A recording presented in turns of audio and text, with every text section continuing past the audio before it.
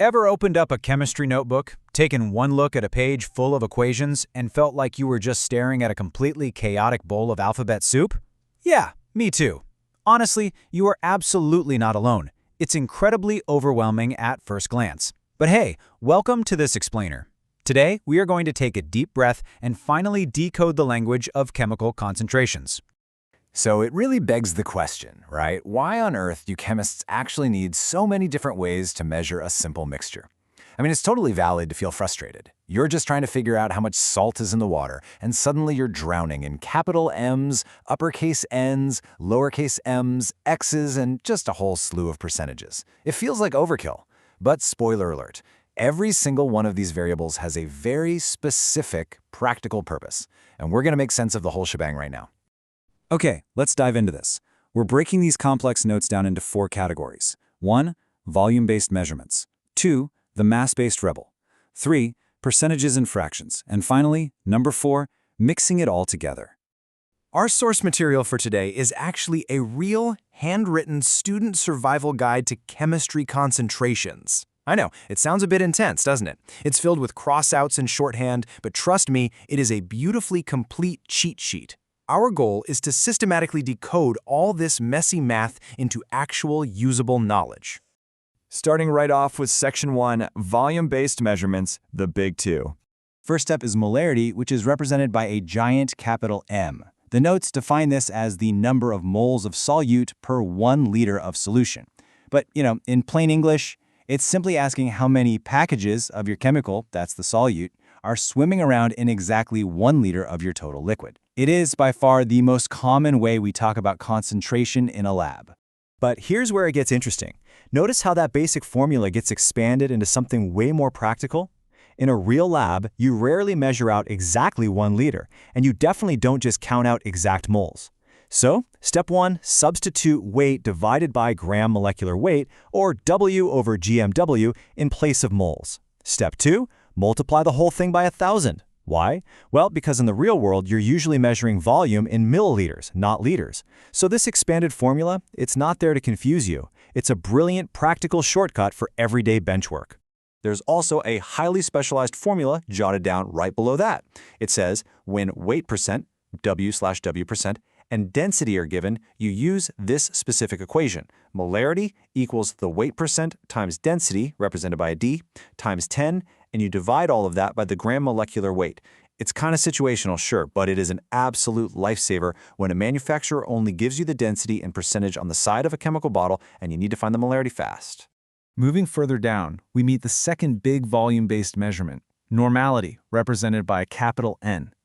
Now notice how number of moles of solute is written out, but then immediately crossed out? That is a classic mistake. Instead, it's correctly defined right below it as gram equivalents per 1 liter of solution. It looks super similar to molarity, but we're swapping out moles for gram equivalents. This one is mostly used in acid-base chemistry to measure the reactive capacity of a solution. And just like before, we get a practical decoded formula for the lab.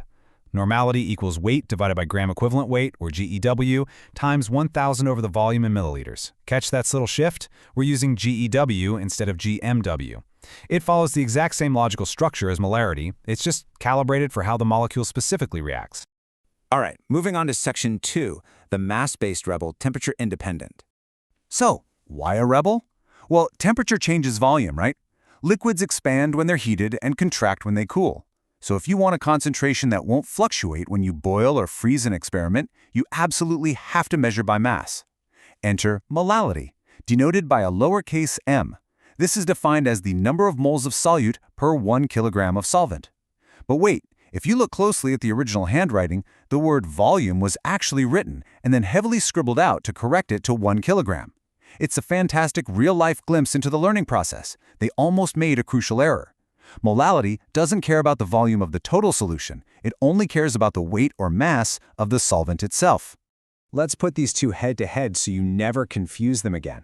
On one side, molarity with a capital M, it relies on 1 liter of the total solution. On the other side, molality with a lowercase m, it relies on 1 kilogram of just the solvent. One is spatial, the other is heavy. Remembering that single difference is absolutely crucial to mastering this entire subject. Now for Section 3, percentages, and fractions, everyday mixtures. If those heavy, variable, dense formulas were kind of making your head spin, you are going to love this much more intuitive way to express what's mixed into your liquid. There are 3 distinct types of percentages laid out here. First, weight percent, or WW. That's simply the weight of the solute divided by the weight of the solution times 100. Second, volume percent, VV. Volume of the solute divided by the volume of the solution. And third, weight volume percent, WV. The weight of the solute over the volume of the solution. Do you see the perfectly consistent pattern here? The numerator on top is always the solute, the stuff you're dissolving. The denominator on the bottom is always the total solution. You just divide the two and multiply by 100. Easy, right? Directly below those percentages, we find mole fractions. Think of this like slicing up a pie or maybe a donut. A mole fraction is really just the parts making up a whole.